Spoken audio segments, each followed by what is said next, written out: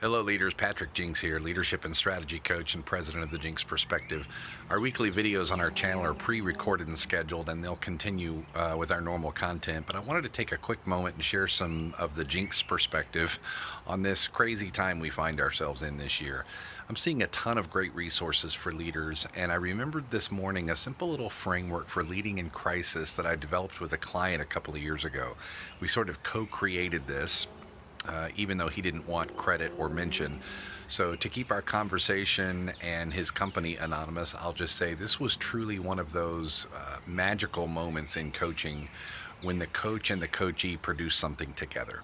He was a senior executive at a service company that was going through some very difficult and painful leadership transition and public controversy. We assessed his emotional intelligence quotient to be sky high, some of the highest scores I'd ever seen on an EIQ instrument. And I questioned the results internally, in fact, because they were so high, but I decided to suspend judgment and go through the coaching, engaging over a period of about 6 months. During that time, I saw those high EIQ scores in action. His ability to remain calm while others were losing their heads resulted in higher retention levels on his team and higher productivity than they had enjoyed even prior to the storm. He had an amazing ability to model this calm in a way that inspired his team. And when one or more of his team members strayed from the calm, he didn't chastise them. He just simply brought them back very gently and re-engaged them.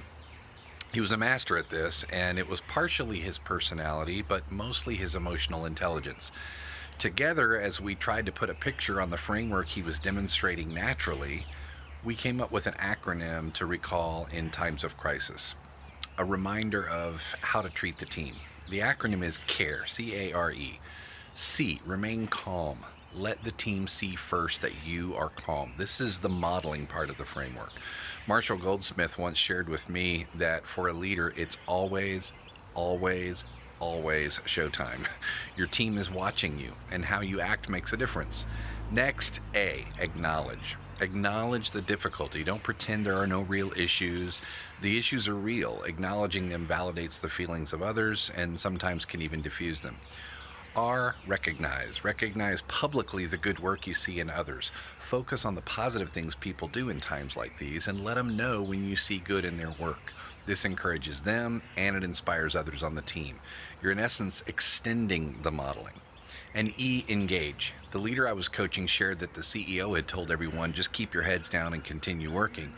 Then he shared that he actually decided he was going to have the opposite approach with his team. He kept his head up in the form of paying close attention to the needs of his team, and he engaged them more frequently. These are the times when leaders are truly tested. You got this. We've all got this. That's the Jinks Perspective. See you next week.